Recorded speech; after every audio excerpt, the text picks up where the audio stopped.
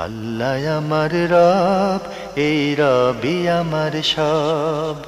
দামে দামে তন মনে তারি অনুভব।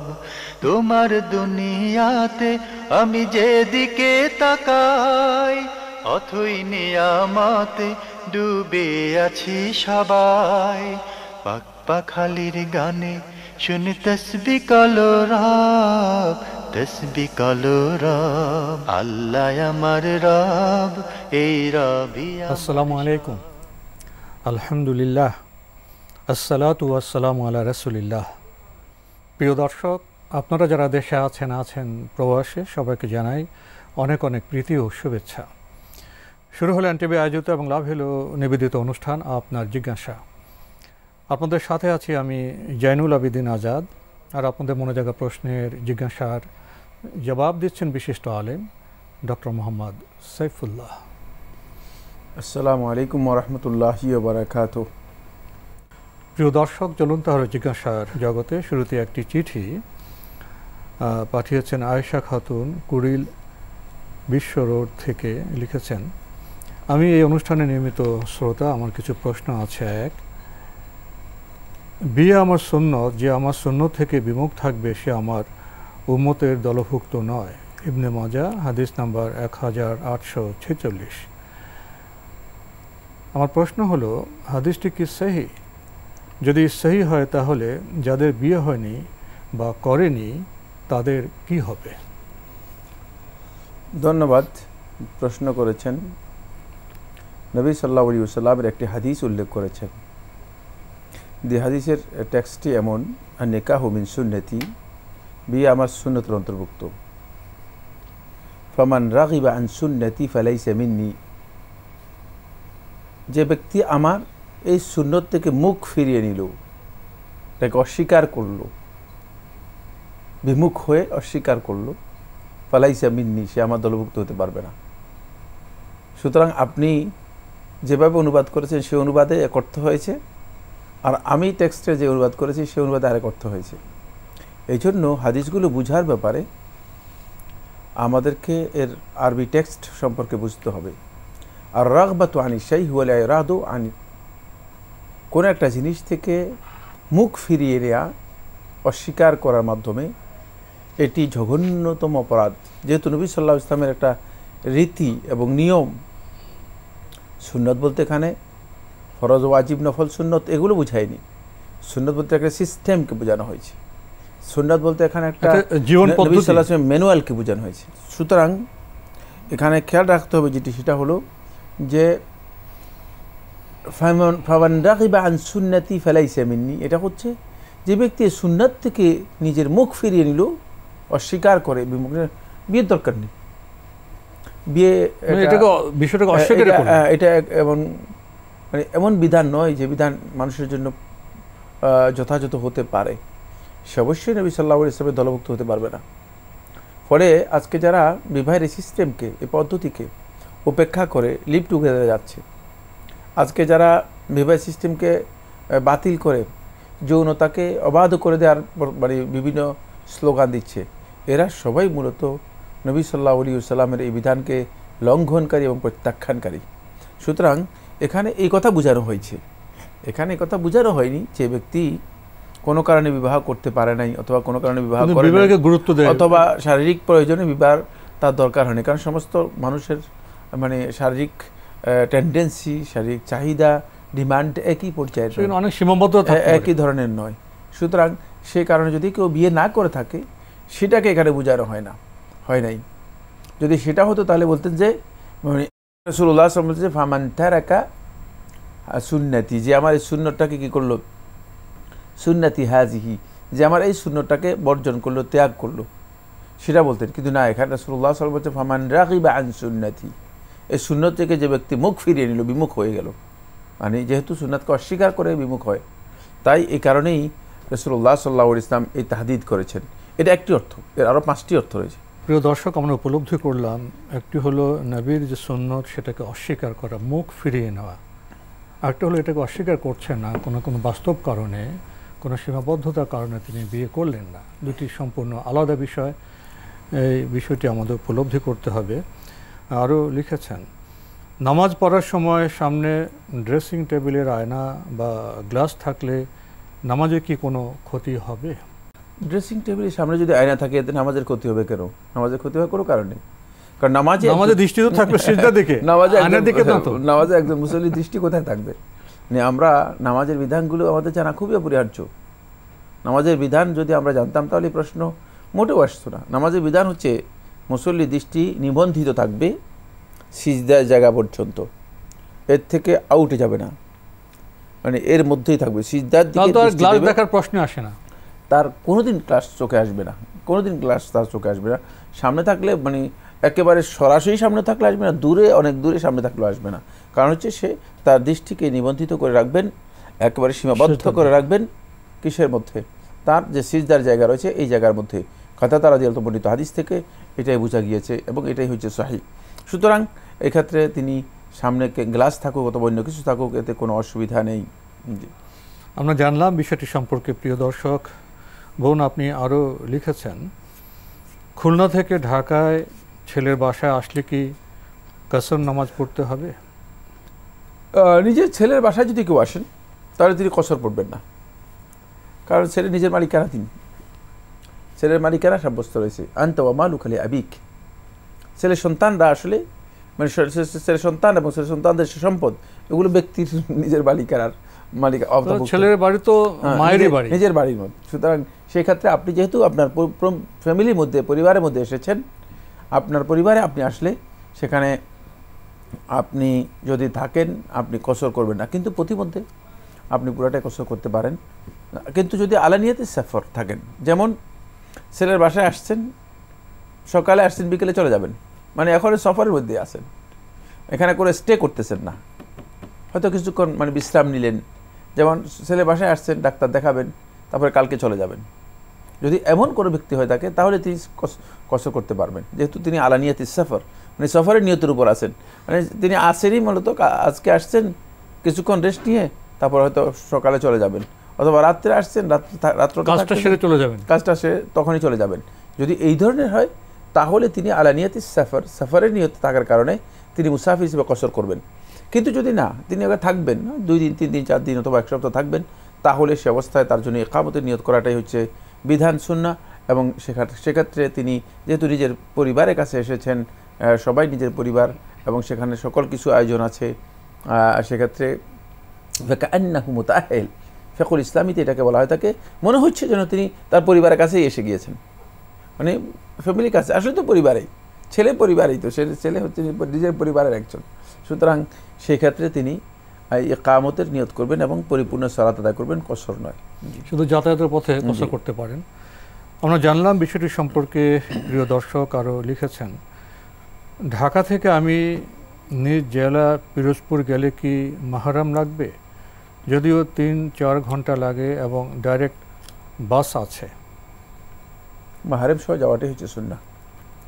মাহরাম ছাড়া না যাওয়ার ব্যাপারে নবী সাল্লাল্লাহু আলাইহি ওয়াসাল্লামের হাদিস রয়েছে। সুতরাং মান কানা ইউমিন বিল্লাহি ওয়াল ইয়াউমিল আখির, যে ব্যক্তি আল্লাহ এবং আখিরাতের প্রতি ঈমান আনে, যে নারী আল্লাহ এবং আখিরাতের প্রতি ঈমান আনে, রাসূলুল্লাহ হাদিসে বলেছেন লা তুসাফিরু সালাসাতা আইয়ামিন ওয়া লায়ালিহা ইল্লা ওয়া মাআহা মাহরাম, যে সে 3 রাতের পথ অতিক্রম করবে না, ইল্লা ওয়া মাআহা মাহরাম, তার সাথে মাহরাম ছাড়া। এখান থেকে বোঝা যায় যে মাহরাম ছাড়া তিনি এই পথ কী করবেন না, অতিক্রম করবেন না। তাই মাহরাম এখানে শর্ত করা হয়েছে সফরের জন্য। তাই এই সফরটা যদি আপনার এত ডিস্টেন্স হয় যে মাসাফাতুল কসর, মানে কসরের যত দূরত্ব আছে, সফরের যে দূরত্ব আছে সে দূরত্ব হয় থাকে, যেমন 80, 81, 84 কিলোমিটারের মতো, অথবা এর কাছাকাছি, এক ডিস্ট্রিক্ট থেকে আরেক ডিস্ট্রিক্ট 50-60 কিলোমিটারের মতো, এটা অনেক দূরে। এই পথ অতিক্রম করা কোনো নারী একাকী তার জন্য জায়েজ নেই, তিনি অবশ্যই মাহরাম সহ সফর করবেন, এটাই হচ্ছে বিধান ইসলাম। আমরা জানলাম বিষয়টি সম্পর্কে। প্রিয় দর্শক আরও লিখেছেন, রমজান মাসে এশার নামাজের পর 20 রাকাত তারাবি নামাজ পড়ি, আবার শেষ রাতে উঠে বেতের সহ 11 রাকাত নামাজ পড়ি। এই পদ্ধতি কি ঠিক আছে? এই পদ্ধতি অনুসরণ করতে পারেন। রমাদান মাসে তারাবিহের নামাজ 20 রাকাত পড়তে পারেন, আর শেষ রাত্রে তাহাজ্জুদের নামাজ 11 রাকাত নিয়মিত পড়তে পারেন। রাতের নামাজ হিসেবে গ্রহণযোগ্য হবে, এবং মাঝখানে আপনি বিরতি গ্রহণ করলেন, যদিও মানে এই দুটি সালাতই কিন্তু একই সালাত, মানে আলাদা সালাত নয়, আলাদা কোনো সালাত নয়। রাতের নামাজ পুরোটাই রাতের নামাজ, কিয়ামুল লাইল। যেহেতু মানুষ দুর্বল, এই কারণে হয়তো মাঝখানে কিছুক্ষণ রেস্ট নিয়ে তারপরে তিনি আরও কিছু সালাত আদায় করলেন। কিন্তু এক্ষেত্রে সুন্নাত যদি অনুসরণ করতে চান, মানে উত্তমভাবে সুন্নাত যদি অনুসরণ করতে চান, তাহলে যেটা আপনি করবেন সেটা হচ্ছে যে আপনি সন্ধ্যা রাত্রে কিছু সালাত আদায় করবেন, আর শেষ রাত্রে কিছু সালাত আদায় করবেন, এবং শেষ রাত্রে গিয়ে আপনি সালাতুল বিতির আদায় করবেন। এর মাধ্যমে আপনি শেষ করবেন। আর এটি রাকাতের মধ্যে সীমাবদ্ধ করারও কোনো প্রয়োজন নেই, এটা 20 রাকাত হতে হবে অথবা 11 রাকাত হতে হবে, এটা কমও হতে পারে, বেশি হতে পারে, তবে চেষ্টা করবেন কম না করার জন্য। এখন বিকাশ অ্যাপে পাবেন দেশের প্রথম ডিজিটাল লোন। আমাদের হাতে আরও একটি চিঠি তো কম পাওয়াই যায়, আজকে পরপর 2টি চিঠি পেয়ে গেলাম। এই চিঠিটি পাঠিয়েছেন ফাতেমা খাতুন, ঢাকা থেকে। লিখেছেন, আমার প্রশ্ন হলো, আমাদের স্বামী ও স্ত্রীর মধ্যে যে কোনো কারণে তর্ক বিতর্কের সময় আমার স্বামী আমাকে বলেছিল যে তুমি তালাক হয়ে গেছো। একবার বলে সে চুপ হয়ে গেছে, তাতে কি তালাক হয়ে যাবে? এ নিয়ে আমি খুব চিন্তার মধ্যে আছি। দয়া করে আমাকে তাড়াতাড়ি উত্তরটা জানালে খুবই উপকৃত হবে। বর্তমানে আমি আমার স্বামীর বাসাতেই আছি। ধন্যবাদ আপনাকে। কিভাবে আপনি তালাক হয়ে গেছেন সেটা আমি জানি না, এবং আপনার স্বামী বলতে পারবে আপনি কিভাবে তালাক হয়ে গিয়েছেন। সেক্ষেত্রে অবশ্যই আপনার স্বামী এ বিষয়ে একজন যোগ্য আলেমের কাছে গিয়ে তিনি তার বিস্তারিত বিবরণ দিয়ে, তার স্টেটমেন্ট দিয়ে তিনি ফতোয়া নিতে হবে। অন্যথায় আপনাদের এই দুজনের মাঝে মানে সম্পর্ক হারাম থাকবে, কারণ এটা সন্দেহজনক অবস্থায় চলে গিয়েছে। এখন তিনি বলেছেন তালাক হয়ে গিয়েছে, কিন্তু কিভাবে তালাক হয়ে গিয়েছে সে পদ্ধতি উনি বর্ণনা করছেন তো এখানে। তর্ক বিতর্কের সময় স্বামী আমাকে বলেছিল তুমি তালাক হয়ে গেছো, একবার বলেই চুপ হয়ে গেছে। এটা তো বর্ণনা হলো, এটা তালাক হয়ে গেছো, কিন্তু তালাকটা দিল কখন? তালাক তো দেয়নি, হয়ে গেছে বলল কিভাবে। এই জন্য তিনি মানে বিষয়টা অবশ্যই তাকে এটা এর স্টেটমেন্টটা কি করতে হবে, তার মানে সরাসরি যে কোনো একজন যোগ্য আলেমের কাছ থেকে জেনে নিতে হবে। আমাদের হাতে আরও একটি ইমেল পাঠিয়েছেন SM আসলামউদ্দিন চাটমোহর, পাবনা থেকে। লিখেছেন, আমাদের বিবাহের জীবন 16 বছর, সন্তানাদি হয় না। এখন চিকিৎসার জন্য ইন্ডিয়া যেতে চাইছি। ইসলামের দৃষ্টিতে এটা কতটুকু সমর্থন করে?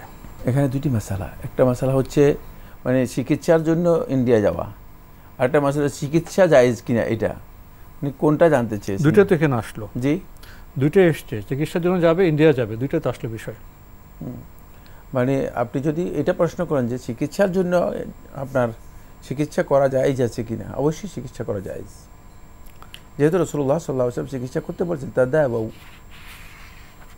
মা আনজালাল্লাহু মিন দাইন ইল্লা আনজালা লাহু দাওয়াআন। রাসূলুল্লাহ বলেন তোমরা পরস্পর চিকিৎসার সহযোগিতা নাও, চিকিৎসা করো, কারণ আল্লাহ সুবহানাহু ওয়া তাআলা কোনো রোগ অবতীর্ণ করেন নাই যার ওষুধ আল্লাহ তাআলা অবতীর্ণ করেন নাই। সুতরাং প্রত্যেক রোগেরই ওষুধ আল্লাহ সুবহানাহু ওয়া তাআলা অবতীর্ণ করেছেন, যেই রোগই দিয়েছেন সেই রোগের ওষুধ দিয়েছেন। তাই চিকিৎসা করাটা জায়েজ। আপনি যদি সেখানে চিকিৎসার করে স্কোপ থাকে এবং ডাক্তাররা যদি আপনাকে পরামর্শ দেয়, তাহলে আপনি চিকিৎসা করাতে পারেন। সেকেন্ড যে প্রশ্নটি আপনি করেছেন সেটি হচ্ছে, আপনি জানতে চেয়েছেন সেটা হলো যে চিকিৎসার জন্য ইন্ডিয়া যাওয়া যাবে কি না। হ্যাঁ, ইন্ডিয়াও যেতে পারেন। চিকিৎসা যদি বাংলাদেশে ভালো না হয় অথবা ভালো মানের চিকিৎসা না থাকে, যে কোনো দেশে যেতে পারেন, তাহলে সেক্ষেত্রে আপনি চিকিৎসার উদ্দেশ্যে ইন্ডিয়াতেও আপনি যেতে পারবেন এবং আপনার জন্য যাওয়া জায়েজ রয়েছে। কিন্তু সেক্ষেত্রে আপনাকে অবশ্যই সতর্কতা অবলম্বন করতে হবে। একটি সেটা হলো কোনোভাবেই মানে এমন কোনো স্থান অথবা জায়গায় যেতে পারবেন না যেটি ঈমান হরণের অথবা ঈমান ভঙ্গের কারণ হতে পারে। জি, আমরা জানলাম বিষয়টি সম্পর্কে। প্রিয় দর্শক, আমাদের হাতে আরও একটি ইমেল পাঠিয়েছেন ইয়াসিন মাহমুদ, লিখেছেন হযরত ইবনে আব্বাস রাদিয়াল্লাহু আনহু বর্ণনা করেন, 3টি জিনিসের মধ্যে রোগমুক্তি আছে, মধুপানে, সিঙ্গা লাগানোয় এবং আগুন দিয়ে দাগ লাগানোয়, তবে আমি আমার উম্মতকে আগুন দিয়ে দাগ দিতে নিষেধ করছি। বুখারী। আবু বকর ইবনে আবু শাইবা রহমতুল্লাহ হযরত জাবির রাদিয়াল্লাহু তাআলা আনহু থেকে বর্ণিত, তিনি বলেন, আমি রাসূল সাল্লাল্লাহু আলাইহি ওয়াসাল্লামকে বলতে শুনেছি, তোমরা ঘুমানোর সময় অবশ্যই ইসমাত সুরমা ব্যবহার করবে, কেননা তা দৃষ্টিকে প্রখর করে এবং চুল গজাতে সাহায্য করে। সুনানে ইবনে মাজাহ। আমার প্রশ্ন, এই হাদিস দুটি কি সহিহ? হ্যাঁ, প্রথম হাদিসটি তো আপনি সহিহ বুখারী উল্লেখ করেছেন। 3টি জিনিসের মধ্যে চিকিৎসা রয়েছে, আপনি উল্লেখ করেছেন যে প্রথম হাদিসটি সহিহ বুখারী উল্লেখ করেছেন না? বুখারী, সহিহ বুখারী। আর দ্বিতীয় হাদিসটি উল্লেখ করেছেন সুনান ইবনে মাজাহ। ইবনে মাজাহ। ইসমত, এটাকে কি বলা হয়েছে, সুরমা ব্যবহার ব্যাপারে যে হাদিসগুলো রয়েছে, জুমহুর আহলে হাদিসগণ এটাকে দড়ি বলেছেন। কেউ কেউ সহিহ বলেছেন, কিন্তু জুমহুর আহলে হাদিসগণ দড়ি বলেছেন। তবে সুরমার ব্যবহারে কিছু উপকারিতার কথা প্রাচীন যুগ থেকে যারা চিকিৎসা বিজ্ঞানী রয়েছেন তারা বলেছেন, সেই কথাগুলো এসেছে, একাধিক রেওয়ায়েতের মধ্যে এসেছে। কিন্তু এই হাদিসটা যদি সহিহ হয়ে থাকে তাহলে অবশ্যই এর পদ্ধতি রয়েছে, মানে যে পদ্ধতি অনুসরণ করলে হয়তো সেটা চোখের জন্য উপকারী হতে পারে, চোখের জন্য উপকারী হতে পারে। দ্বিতীয় নম্বর যে বিষয়টি, প্রথম যে হাদিসটি উল্লেখ করেছেন সহিহ বুখারীর, 3টি জিনিসের মধ্যে চিকিৎসা রয়েছে, এটি তখনকার সময় জাহিলি যুগে পরিচিত চিকিৎসা পদ্ধতির মধ্যে প্রমাণিত ছিল। এটা জাহিলি যুগে প্রচলিত যে চিকিৎসা পদ্ধতি ছিল, এই চিকিৎসা পদ্ধতিটি এটি প্রমাণিত ছিল। তার মধ্যে একটা হচ্ছে আলকাই, লোহা বা কোনো লোহা জাতীয় জিনিস পুড়ে মানুষদের গায়ের মধ্যে দাগ দেওয়া, দাগ দিয়ে সেঁকা দিয়ে দেওয়া। কি জন্য দিত? মানে আমি ছোটবেলায় দেখেছি একজনকে দিতে, মানে কেন দিত বা কি চিকিৎসা এর মধ্যে রয়েছে, তখনকার সময় লোকেরা এর মধ্যে একটা চিকিৎসা আবিষ্কার করেছিল। আরেকটি হচ্ছে আল হিজামা। হিজামা হচ্ছে কাপিং অথবা শিঙ্গা লাগানো। কাপিং শিঙ্গা লাগানোর এই চিকিৎসা পদ্ধতি সর্বপ্রথম আবিষ্কার করেছে মূলত চাইনিজরা। চাইনিজ এই সভ্যতা থেকে পরবর্তীতে এটি আরব জাহিলি সমাজের মধ্যেও ব্যাপকতা লাভ করেছিল। এর মাধ্যমে শরীরের থেকে তাদের বক্তব্য অনুযায়ী দূষিত রক্ত বের করা হয়ে থাকে এবং কিছুটা নিরাময় হয় অথবা সুস্থতা আসে। আরেকটি পদ্ধতি বলেছেন যেটি, সেটা হলো মধু পান করা। হ্যাঁ, মধু পেটের জন্য উপকারী এবং মধু, তখনকার সময় মধুকেও চিকিৎসার বিভিন্ন খাতে ব্যবহার করা হতো, বিভিন্ন পদ্ধতিতে ব্যবহার করা হতো। যেহেতু আধুনিক চিকিৎসা পদ্ধতি, এই যে 3টি চিকিৎসা পদ্ধতির কথা উল্লেখ করা হয়েছে, এটি জাহেরি চিকিৎসা পদ্ধতি। আধুনিক চিকিৎসা পদ্ধতি এর চেয়ে অনেক উন্নত হয়েছে, নাকি অনেক মানে নিচে নেমেছে? দিন দিন উন্নত, অনেক উন্নত হয়েছে। কারণ এখন মানে ওই কাপিংয়ের প্রয়োজন হয় না, ওই কাপিংয়ের এখন আর প্রয়োজন হয় না। এখন পরীক্ষা নিরীক্ষা, কারণ হচ্ছে পরীক্ষা নিরীক্ষার মাধ্যমে এখন বোঝা যায় যে মানবদেহে কোথাও কোনো সমস্যা হলে সেটা বের করা খুবই সহজ, ডায়াগনোসিস করা যায়, সেটা খুবই সহজ। নবী সাল্লাল্লাহু আলাইহি ওয়াসাল্লাম যখন প্রচলিত কোনো জিনিসকে সমর্থন করে থাকেন, সেটা সুন্নাহ নয়, সেটা আদাত হিসেবে থাকবে, প্রচলন, যেটা প্রচলন থাকবে। কারণ এর মধ্যে তাআব্বুদি, ইবাদত সম্পৃক্ত কোনো বিষয় জড়িত নেই, ইবাদত সম্পর্কিত কোনো বিষয়। এই কথাটা লম্বা আলোচনা করছি, খুব প্রয়োজন, এবং এটার উপর আমি মনে করি দীর্ঘ আরেকটি আলোচনার প্রয়োজন রয়েছে। তো মোদ্দা কথা আমি বলে দিচ্ছি, যেহেতু সময় নিয়ে বলেছেন, সেটা হলো এই 3টি চিকিৎসা পদ্ধতি, এটি মূলত প্রচলিত চিকিৎসা পদ্ধতির সমর্থন, তাকরির। নবী সাল্লাল্লাহু আলাইহি ওয়াসাল্লাম এটাকে অনুমোদন দিয়েছেন। এই অনুমোদনটা শুধুমাত্র আদাত হিসেবে মানে প্রমাণিত হয়েছে, প্রচলন হিসেবে। তবে মানে এই পদ্ধতিতে যে মানে চিকিৎসা করলে অনেক সময় ক্রিয়া প্রতিক্রিয়া হয় না, অবশ্যই এর প্রতিক্রিয়া অথবা বিক্রিয়া হতে পারে। কারোর জন্য উপকারী হতে পারে, কারোর জন্য উপকারী নাও হতে পারে। সুতরাং নবী সাল্লাল্লাহু আলাইহি ওয়াসাল্লামের হাদিসের কারণে শুধু কেউ যদি মনে করেন যে শুধু সিঙ্গা লাগালেই তিনি সুস্থ হয়ে যাবেন, এই ধারণা করার কোনো সুযোগ নেই। এই হাদিস থেকে মূলত এই কথাগুলো বোঝানো হয়নি। জি, তো আজকে আমাদের এখানে শেষ করতে হচ্ছে। আপনাকে অনেক ধন্যবাদ। আপনাকে অনেক ধন্যবাদ। প্রিয় দর্শক, আমরা দেখছিলাম এনটিভি আয়োজিত এবং লাভ হলো নিবেদিত অনুষ্ঠান আপনার জিজ্ঞাসা। আমাদের অনুষ্ঠান আপনারা এনটিভি অনলাইনেও দেখতে পারবেন। ভিজিট করুন www.ntvbd.com। এছাড়া ইউটিউবে এবং আমাদের ভেরিফাইড ফেসবুক পেজে অনুষ্ঠান দেখতেই পারবেন। আজকে শেষের প্রশ্নটি খুবই গুরুত্বপূর্ণ ছিল। শায়েখ বলেছেন সময়ের সংকীর্ণতায় তিনি খুব দ্রুত শেষ করেছেন। আমরা উপলব্ধি করলাম এখানে একটা আছে প্রচলনের বিষয়, আদাতি বিষয়, আর একটা তাবুতি বিষয়, ইবাদতের বিষয়। এসব বিষয়ে আমাদের আরও সতর্ক এবং সচেতন থাকতে হবে। প্রিয় দর্শক, চিঠি লিখুন, প্রশ্ন পাঠান আমাদের ঠিকানায়। পরিচালক আপনার জিজ্ঞাসা, এনটিভি, বিএসসিসি ভবন, 7ম তলা, 102 কাজী নজরুল ইসলাম এভিনিউ, কারওয়ান বাজার, ঢাকা 1215। ইমেল অ্যাড্রেস আপনার জিজ্ঞাসা @ntvbd.com। মহান আল্লাহ আমাদের সবাইকে নিরাপদে রাখুন, রাখুন শান্তিতে। আসসালামু আলাইকুম। আল্লাহ আমার রব, এই রবি আমার সব, দামে দামে তুন মনে তারি অনুভব। আল্লাহ আমার রব, এই রবি আমার সব। এখন বিকাশ অ্যাপেই পাবেন দেশের প্রথম ডিজিটাল লোন।